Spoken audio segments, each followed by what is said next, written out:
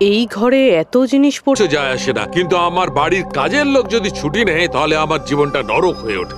খুব লেট হয়ে গেছে। আরে ভাই, একে ল্যাবে যেতে দেরি হয়ে গেল, তার উপর আবার কে এলো?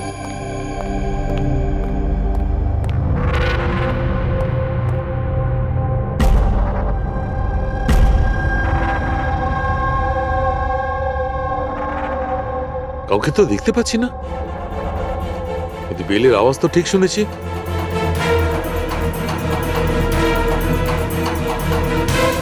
চোখে কাউকে দেখা যাচ্ছে না, কিন্তু কানে শোনা গেল কোনো গন্ডগোল আছে।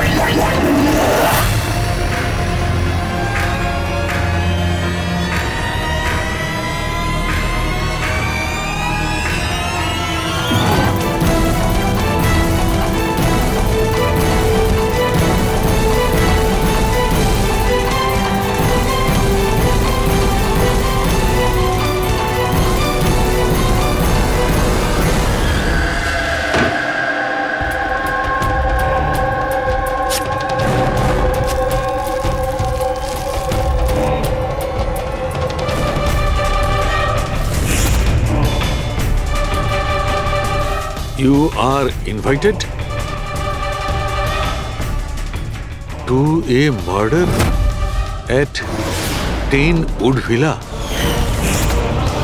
Piali Hills, 400876.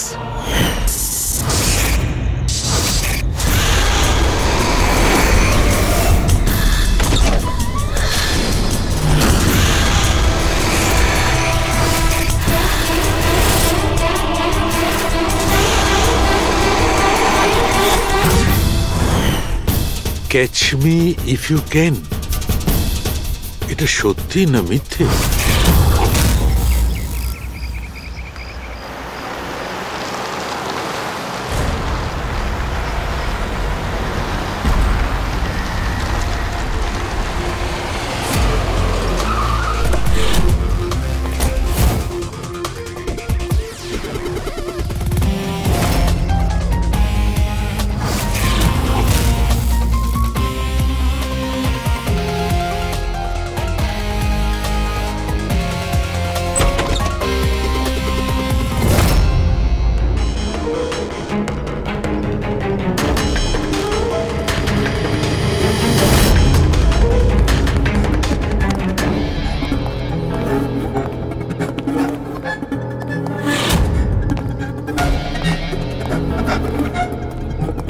My God!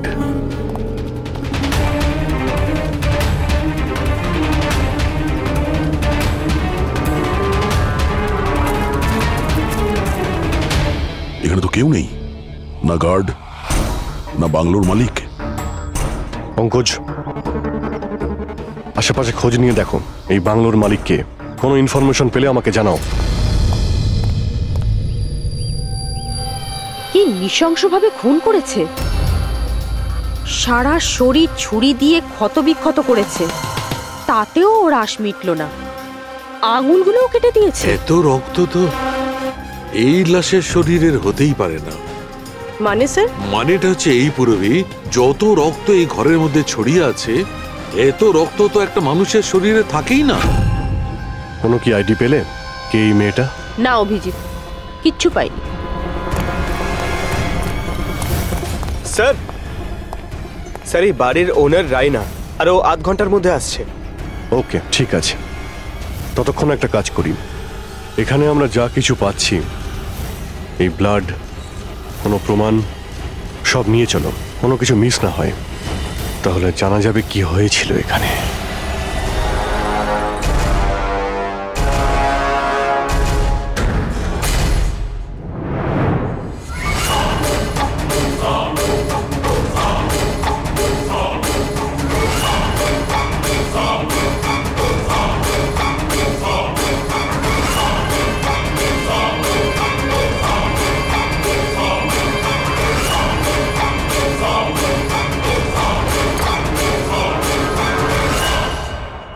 এই ঘরে এত জিনিস পড়ে রয়েছে, যারা চিৎকার করে করে বলছে আমরা প্রমাণ, আমাদের তুলে নাও। এগুলো প্ল্যান্টেড নয় তো?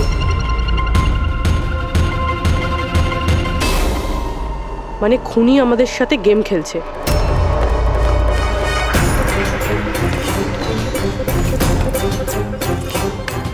এসব কে করেছে? এসব কে করেছে? What is all this? অদ্ভুত তো স্যার, এ তো আমাদেরকে জিজ্ঞেস করছে কি করে হলো। এত নোংরা করে দিয়েছে, আপনারা পরিষ্কার করতে পারেননি? সে কি স্যার, পরিষ্কার করতে তো আমাদেরই বলছে। দুর্গন্ধ আসছে। এই আমার বাংলায় মহিলা কি করছে? ওই বীরজু, বীরজু কোথায়? বীরজু, বীরজু! লাশ থেকে মানুষ হয় অজ্ঞান হয়ে যায়, না হলে মাথা ঘুরে পড়ে যায়। এর তো কিছুই হলো না। বীরজু,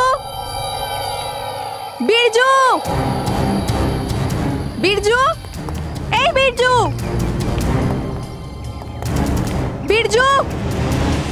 আচ্ছা ম্যাডাম, আপনি এই বাংলোটাকে এরকম বেওয়ারিশ ফেলে রেখেছেন? এক্সকিউজ মি, এটা অন্য কারোর বাড়ি নয়, এই বাড়ির মালকিন আমি।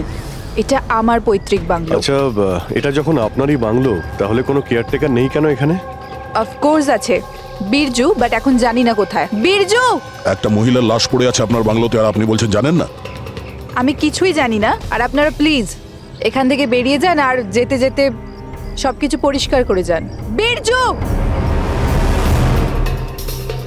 স্যার, এই মহিলাকে এরকম অদ্ভুত টাইপের, একটু ঢ্যাটা।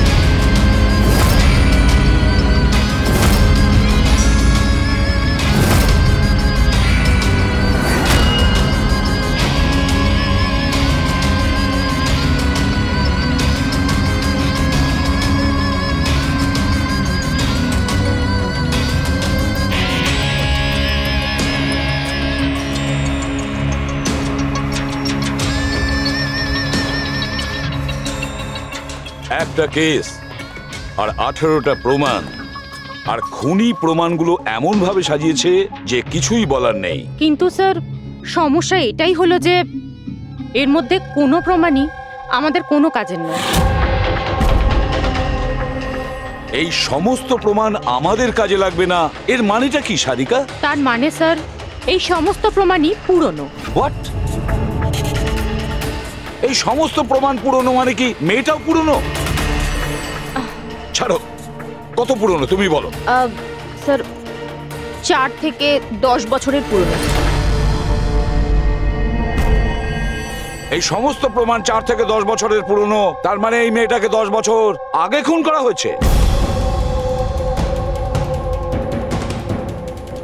আর কি পাওয়া গেছে প্রমাণ থেকে, সেগুলো বলো। এই সমস্ত প্রমাণগুলোতে 20 জন আলাদা মানুষের ডিএনএ পাওয়া গেছে। তার মানে 20 জন আলাদা আলাদা লোক এই প্রমাণগুলোকে ছুঁয়েছে, তাই তো?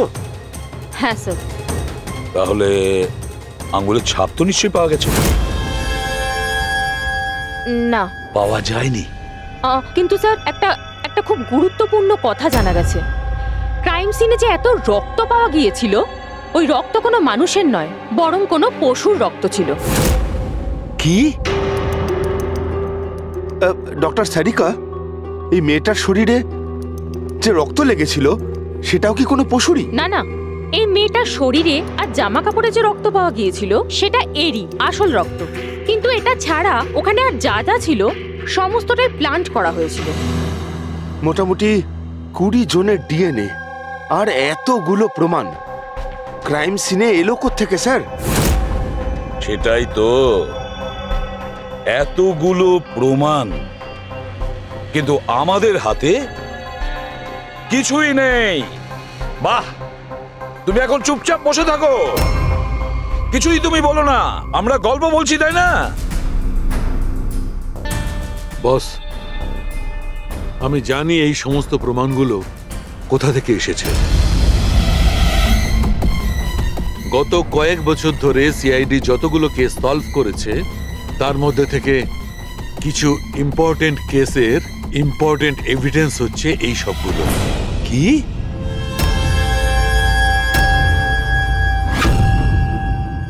স্যার আমি ওই মহিলা আর তার বাড়ির ব্যাকগ্রাউন্ড সম্পর্কে সব চেক করলাম।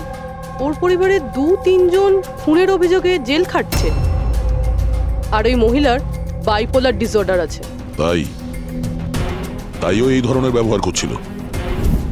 আর ওই যে কেয়ারটেকার ছিল বীরজু, ওর কি খবর? স্যার ওনার ফোনের লাস্ট লোকেশন ওই বাংলোর বাইরেটাই দেখাচ্ছে, তারপর থেকে অফ রয়েছে, খোঁজার চেষ্টা চলছে। অদ্ভুত ব্যাপার, ওই বাংলোতে এত কিছু ঘটে গেল আর ওই বাংলোর মালকিন কিছু জানেই না, কেয়ারটেকার উধাও। আচ্ছা, ও আবার অসুস্থতার আড়ালে কোনো গেম খেলছে না তো? হতে পারে, নজর রাখতে হবে ওর উপরে। পঙ্কজ, যে মেয়েটা লাশ পাওয়া গেছে তার ব্যাপারে জানতে পারলে কিছু? স্যার সব পুলিশ স্টেশন, নিউজ পেপার আর নিউজ চ্যানেলে পাঠিয়ে দিয়েছি, কিছুক্ষণের মধ্যে জানতে পেরে যাবো স্যার। চালুকে আমাদের পুরনো কেসের প্রমাণগুলো ওখানে কি করে গেল? চুপ করে বসে থাকলে হবে না, আমার উত্তর চাই। তুমি ফরেনসিক সার্জন, তুমি এই ফরেনসিক ডিপার্টমেন্টের ইনচার্জ, নিজের দায়িত্ব এড়িয়ে যেতে পারো না। ছাড়ো তো। আমি আমার দায়িত্বটা খুব ভালো করে কি করেছো দেখতেই পাচ্ছি।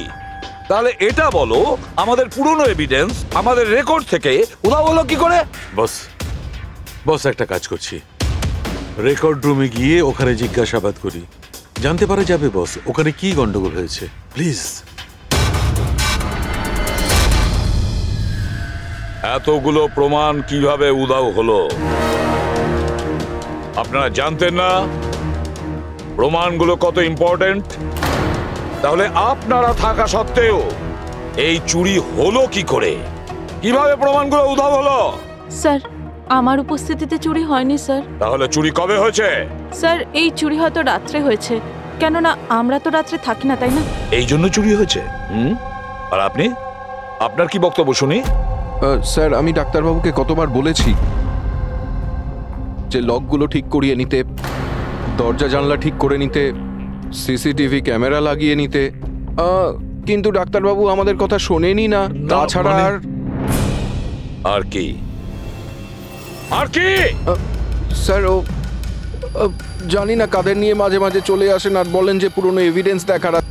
জানি না কাদের নিয়ে মাঝে মাঝে চলে আসেন আর বলেন যে পুরনো এভিডেন্স দেখার আছে। ও কাকে এনেছিল?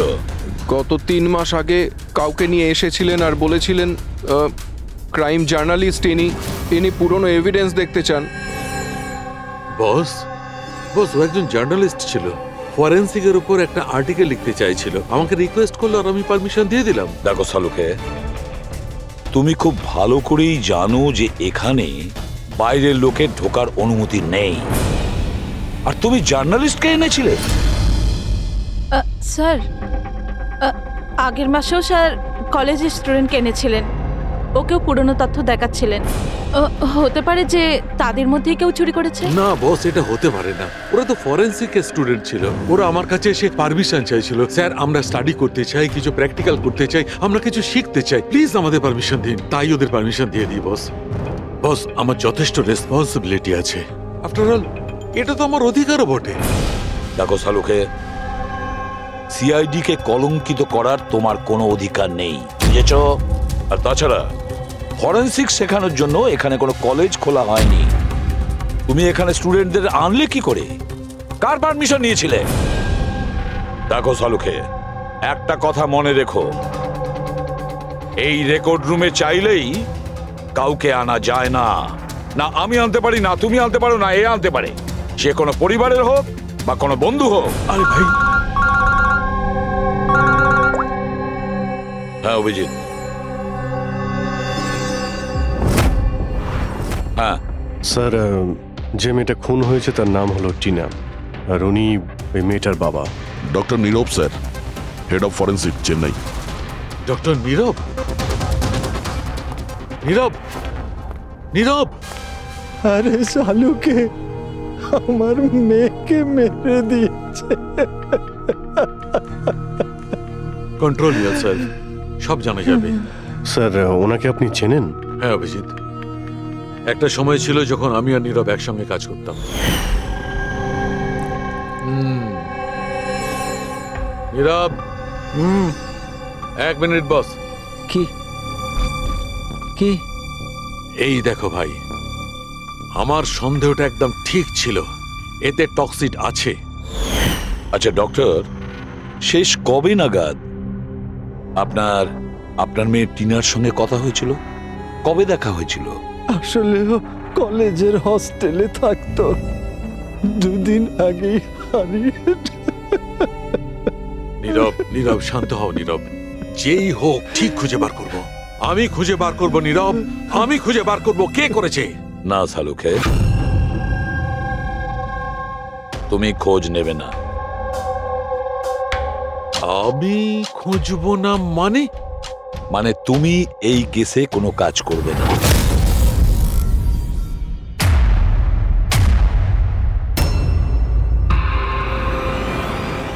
কেন? কারণ তোমার গাফিলতির জন্য ফরেনসিক রেকর্ড রুম থেকে প্রমাণ চুরি হয়ে গেছে। শালুকে, ইউ আর সাসপেন্ডেড যতক্ষণ না কেস সলভ হচ্ছে।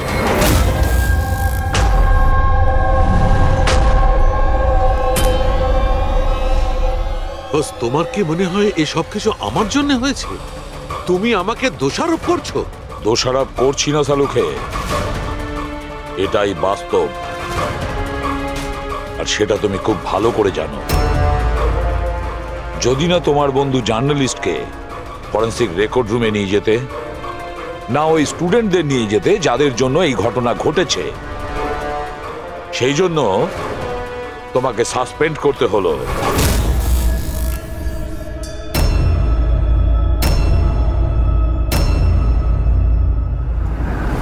কিন্তু ভাই, নীরবের আমাকে প্রয়োজন আছে, এই কেসটাতে আমার প্রয়োজন আছে, প্লিজ। না শালুকে। স্যার, স্যার আপনি আমাকে ডেকেছিলেন? ডক্টর সারিকা, এখন থেকে তুমি ওনার মেয়ে টিনার কেস ফাইল হ্যান্ডেল করবে। আমি? হ্যাঁ। কিন্তু স্যার, দয়া, অভিজিৎ, শালুকের বন্ধু জার্নালিস্ট আর ওই স্টুডেন্টগুলো যারা ফরেনসিক রেকর্ড রুমে এসেছিল, সবার খুব ভালো করে এনকোয়ারি করো, খুব ভালো করে। স্যার। ডক্টর সালুকে, ডক্টর সালুকে,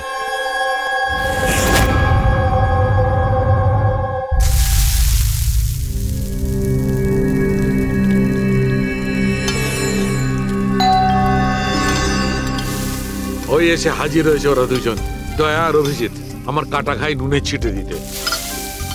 আমি জানি ওরা কি বলবে, স্যার কিচ্ছু হবে না, আপনার উপর আমাদের পুরো বিশ্বাস আছে, সব ঠিক হয়ে যাবে, ছাই ঠিক হয়ে যাবে। প্রথমে অপমান করে বাইরে বার করে দেবে, তারপর এদের দুজনকে পাঠাবে মলম লাগাতে। যাও যাও, ওকে একটু সান্ত্বনা দিয়ে এসো।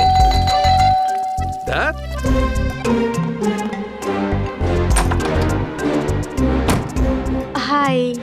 মর্নিং।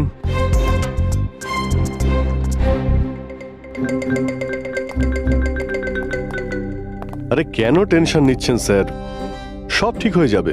আমাদের আপনার ওপর পুরো বিশ্বাস আছে ডক্টর। আমরা বিশ্বাস করি আপনি কোনো ভুল কাজ করতে পারেন না, কিন্তু কি করব, প্রোটোকল তো ফলো করতেই হবে না। দেখো, তোমাদের থেকে আমি কোনো রকম সহানুভূতি চাই না, আর হ্যাঁ, তোমাদের এসিপি সাহেবের সহানুভূতিরও একদম দরকার নেই। আমি বাচ্চা নই, কাঁদছি না। আমি জানি প্রদ্যুমন নিজের ডিউটি সম্পর্কে খুব সচেতন হওয়া উচিত। গুড। স্যার, আমার খুব খারাপ লাগছে, আই এম ভেরি সরি। আপনার সামনে এসিপি স্যার আমাকে। না সারিকা, লজ্জা পাবার কোনো দরকার নেই। তুমি নিজের কাজটা মন দিয়ে করো, প্রত্যেকটা জিনিস মন দিয়ে দেখবে, কোনো না কোনো সূত্র নিশ্চয়ই পাবে। আমরা যা কিছু স্পর্শ করি আমাদের ছাপ রেখে যাই। রিমেম্বার, এভরি কন্ট্যাক্ট লিভস এ ট্রেস বিহাইন্ড। ব্যাস, এই ফর্মুলাটা ফলো করবে। আর হ্যাঁ, যতদিন এই কেসটা সলভ না হয়, প্লিজ এখানে আসবে না। আমি জানি আমি নিরপরাধ, আর আমি সেটা প্রমাণ করেই ছাড়ব। ততদিন পর্যন্ত প্লিজ লিভ মি অ্যালোন। তোমরা কেসটা মন দিয়ে করো।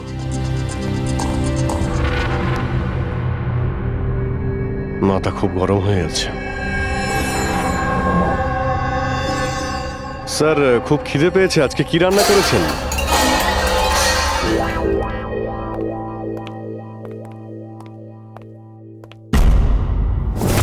স্যার, এই জার্নালিস্ট শুনেছি খুবই অভদ্র একটা মানুষ। 3 মাস আগে নাকি ডক্টর নীরবের সঙ্গে ওনার ঝামেলাও হয়েছিল। দেখছি কতটা টেরা লোকে। স্যার, আপনাদের ভেতরে ডাকছে। Thank you.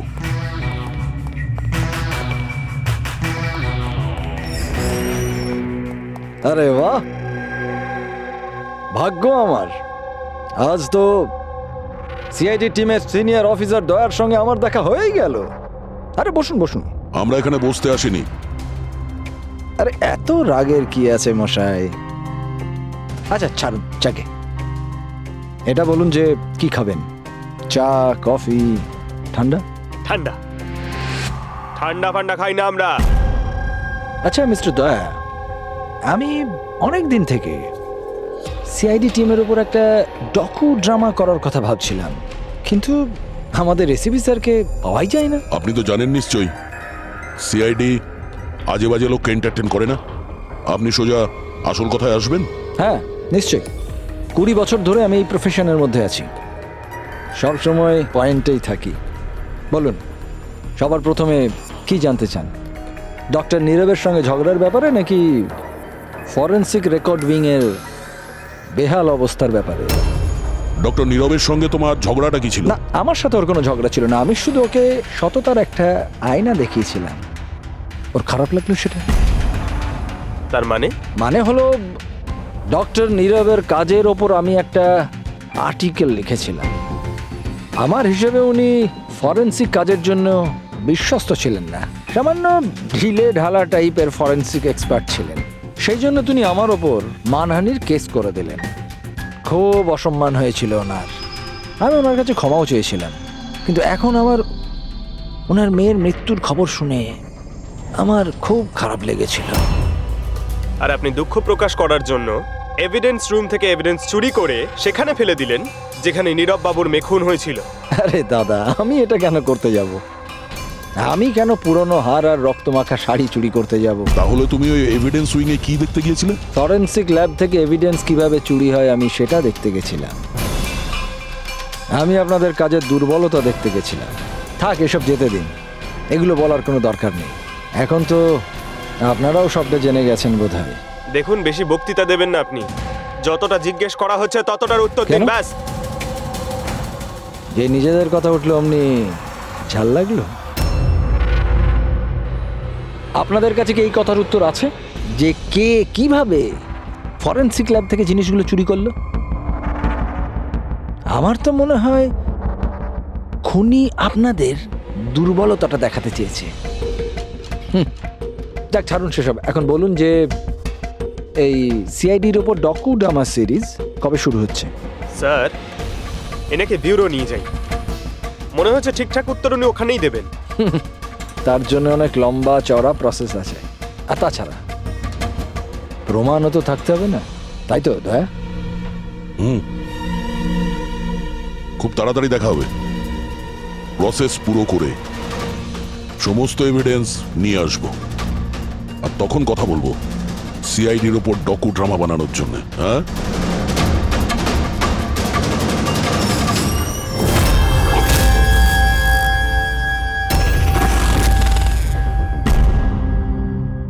Doctor Narayani?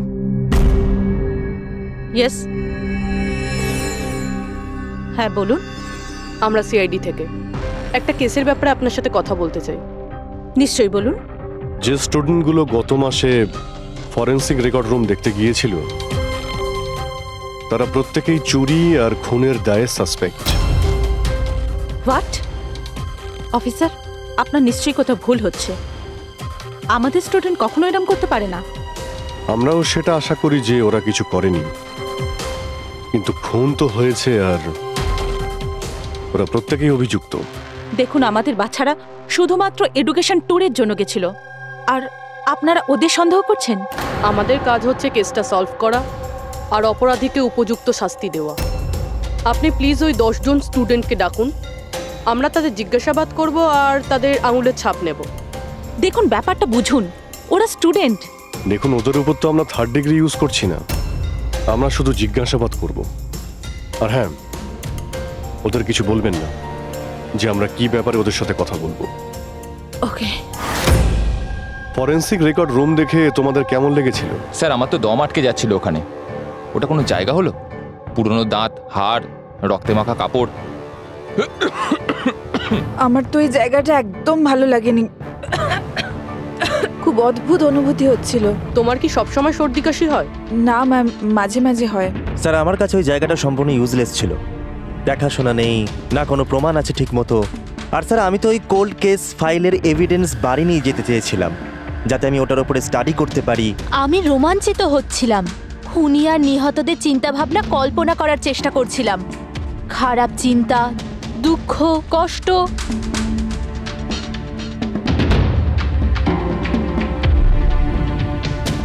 Sir, এখানে তো 9 জন রয়েছে, একজন নেই। হ্যাঁ, আজকে একজন স্টুডেন্ট অ্যাবসেন্ট আছে, ওর শরীর ঠিক নেই। সে কে? কি নাম তার? সারিকা। সারিকা? ওর ব্যাপারে পুরো ডিটেলসটা চাই।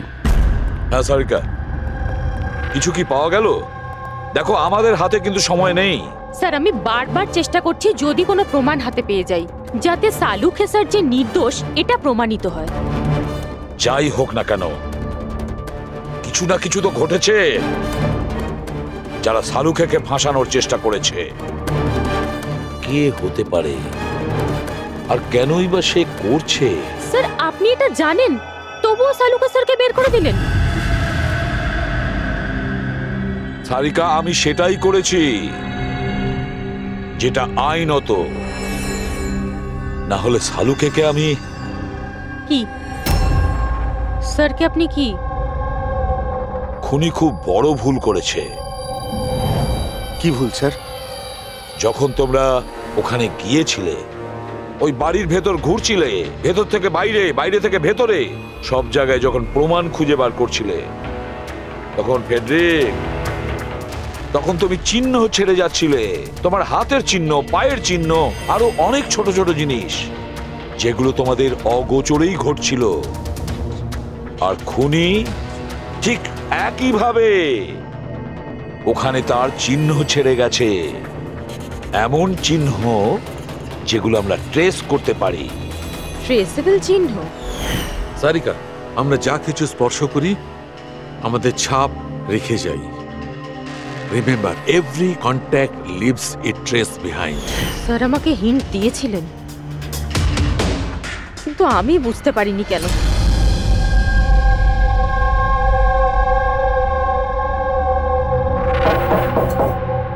হ্যাঁ বলুন। সারিকা কোথায়? আপনারা? সিআইডি। আপনি কে? স্যার, আমার নাম রূপালী। আর সারিকা? স্যার, ও তো এখানে নেই, কালকেই চলে গেছে। কোথায় গেছে? ম্যাম, ও নিজের বাড়ি চলে গেছে। কালকে ও এলো, তারপর তাড়াহুড়ো করে নিজের ব্যাগ প্যাক করলো, আর খুব তাড়াহুড়োতে ছিল তাই নিজের ফোনটাও ফেলে গেছে। কোনো কারণ কি বললো এত তাড়াহুড়ো করে বাড়ি যাওয়ার জন্য? হ্যাঁ স্যার, ও বলছিল যে ওর বাড়ির কোনো লোক অসুস্থ আছে। কি? স্যার, ফরেন্সিক সেন্টার থেকে জানতে পারলাম সারিকা অসুস্থ, আর এ বলছে যে ওর বাড়ির কেউ অসুস্থ। কিছু তো একটা ব্যাপার আছে। আচ্ছা রূপালী, এই সারিকার বাড়ি কোথায়? স্যার, কানপুর। কানপুর? আর তোমরা একসঙ্গেই থাকতে?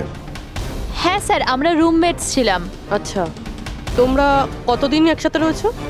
এই হবে 8-9 মাস। 8-9 মাস ধরে তো একে অপরের ব্যাপারে নিশ্চয়ই ভালোই জানবে। কি কেমন মেয়ে ছিল সারিকা, কিছু বলতে পারবে তুমি? স্যার, ও তো খুব ভালো মেয়ে ছিল। ইনফ্যাক্ট ও নিজের কাজ নিয়ে ব্যস্ত থাকতো, মানে ফরেন্সিক ইনস্টিটিউট যাওয়া, ওখান থেকে ফিরে আসা, এইসব নিয়েই থাকতো। Forensic centre? তো ও কি ওখানকার কোনো কথা তোমাকে বলেছিল? হ্যাঁ, ফরেন্সিক ইনস্টিটিউটের ব্যাপারে কিছু কিছু কথা আমাকে বলতো। যেমন এই কিছুদিন আগেও আমাকে বলছিল যে, তুই জানিস রূপালী, প্রমাণ ট্রেস করে যে কাউকে ফাঁসানো যেতে পারে। রিয়েলি? কিন্তু এটা কিভাবে হতে পারে? আরে বোকা, সব কিছু হতে পারে। আমি সব করতে পারি। যে কোনো কেসকে পাল্টে দেওয়া যায় শুধুমাত্র প্রমাণের ওপর ভিত্তি করে। এবার দেখ আমি কিভাবে সবার মাথা ঘুরিয়ে দিতে পারি। স্যার, টিনা আর ডক্টর সালুঙ্কের কেসেও তো তাই ঘটেছে। আর এই সারিকাও কেটে পড়েছেন। ওকে তাড়াতাড়ি খুঁজে বের করতে হবে।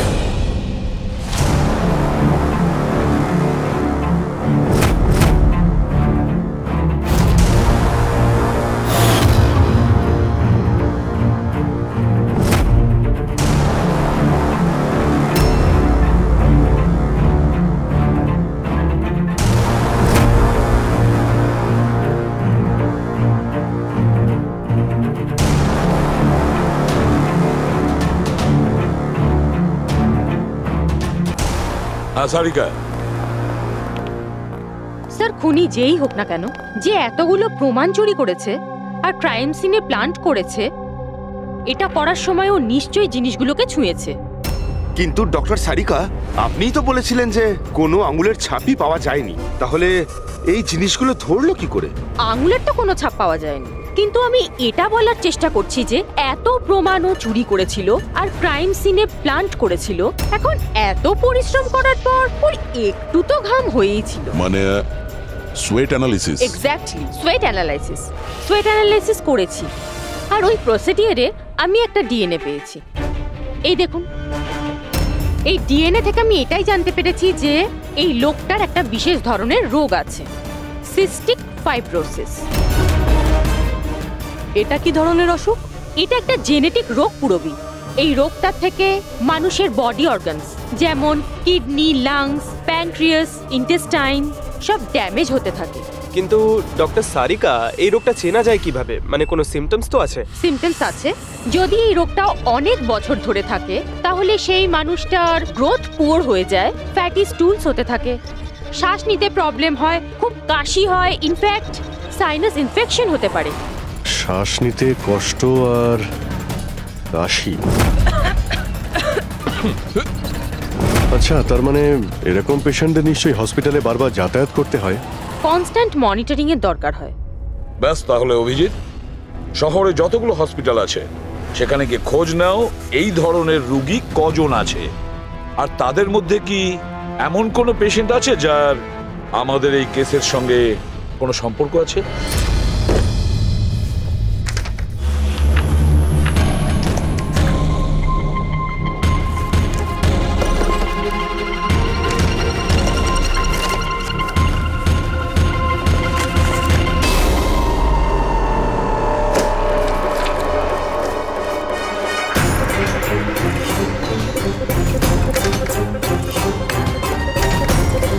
এই কেসটা আমরা একসঙ্গে কাজ করেছিলাম। ডক্টর নীরবের মেয়েকে খুন করা হয়েছে, আমাকে সাসপেন্ড করা হয়েছে, তো বাকি রইল ললিত। যদি এই সবকিছু কেসটার জন্য হয় তাহলে ললিতের সঙ্গেও নিশ্চয়ই কিছু ঘটেছে, নাহলে হয়তো ঘটবে। ললিতকে খুঁজতে হবে, কিন্তু এত বছর ধরে ললিতের সঙ্গে কোনো যোগাযোগ নেই, কি করে খুঁজবো? ট্রাই করে দেখি।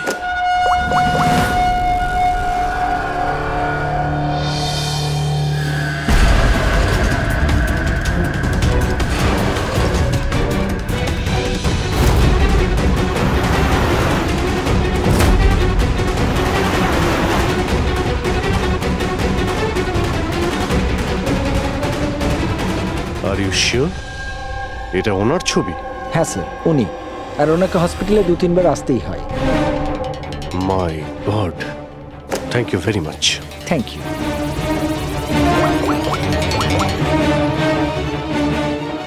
দয়া, খুনির ব্যাপারে জানতে পেরেছি।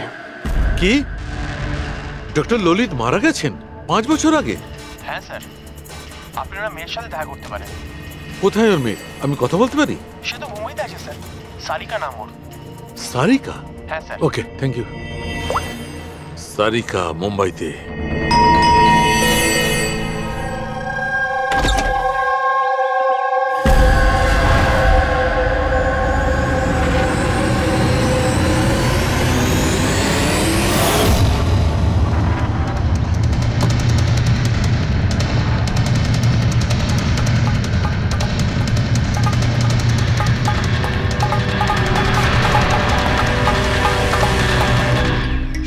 সত্যের খুব কাছেই আছো তুমি। এইটাই শেষ জায়গা যেখানে খুনটা হবে। অপেক্ষা করছি তুমি আসবে ওইখানে যেখান থেকে সব শুরু হয়েছিল 8 বছর আগে।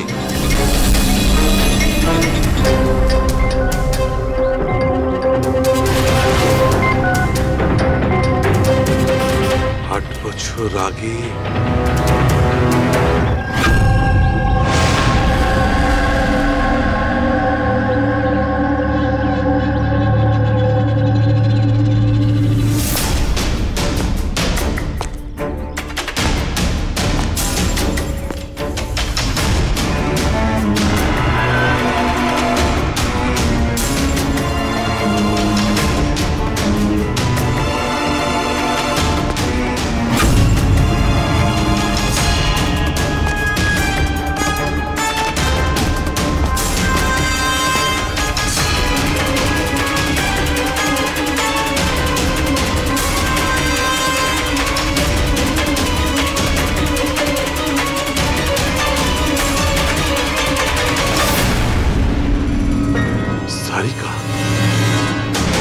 একে কে মারল?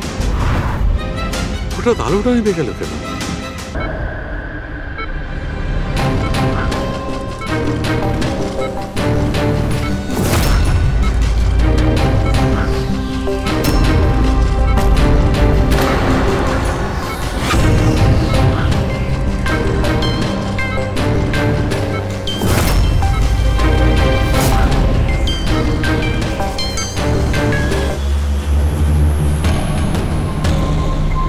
স্যার সালুনকা স্যারের ফোন তো বাজছে, কিন্তু উনি ফোনটা ধরছেন না।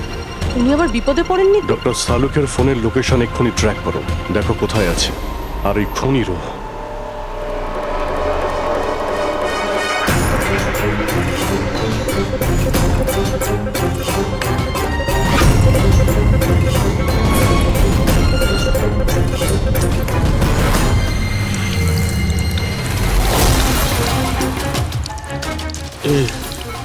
এসব কি করছো? তোমার মৃত্যু আস্তে আস্তে আর খুবই কষ্টদায়ক।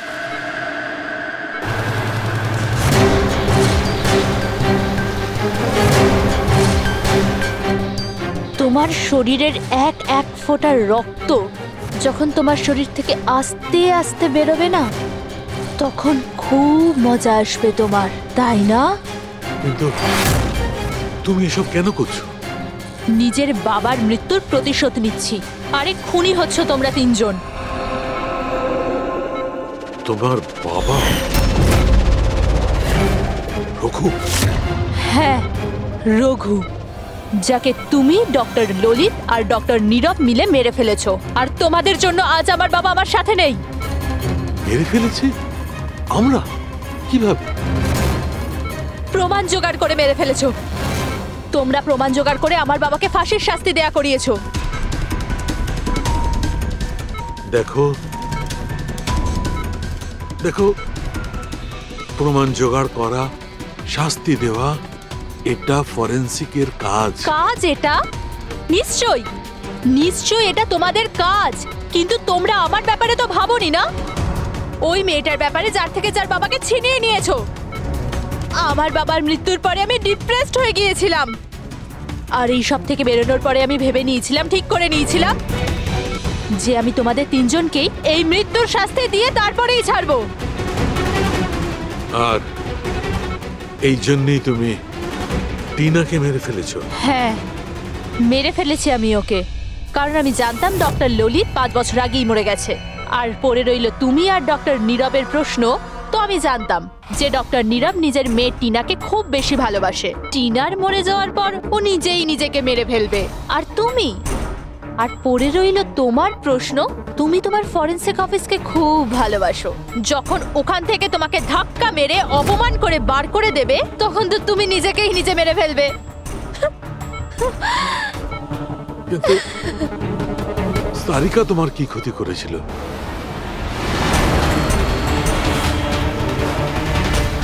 সারিকা? ওকে তো মরতেই হতো। ও ললিতের মেয়ে ছিল যে। আর ফরেন্সিকে কাজ করতো, আর আমার কাজে তো আসতোই। ওর সাহায্যে আমি ফরেন্সিক অফিসার সব প্রমাণ জোগাড় করেছিলাম। তোমার ফরেন্সিক অফিস তোমার বিরুদ্ধে? এই দেখো ডক্টর সালুকে, হয়ে গেল আমার বদলা পূরণ। আর যতক্ষণে সিআইডি এখানে আসবে ততক্ষণে তুমি ওপরে। Goodbye doctor সালুকে।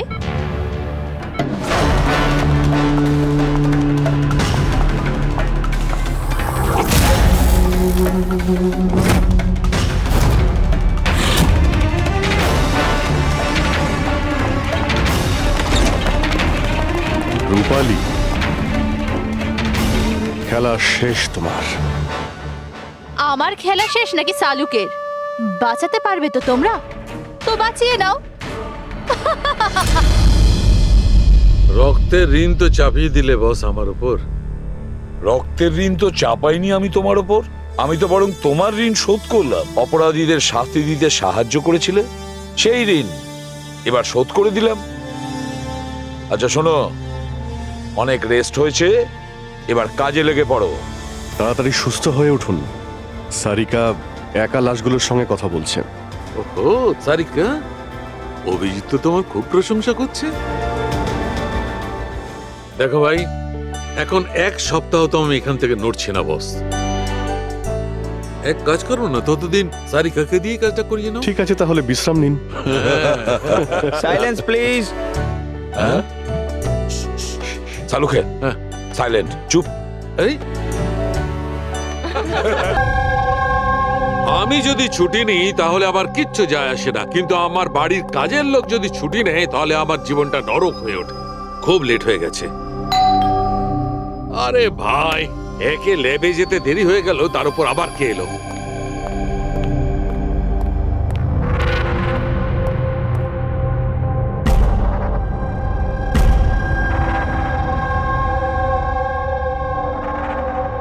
কাউকে তো দেখতে পাচ্ছি না। বেলের আওয়াজ তো ঠিক শুনেছি।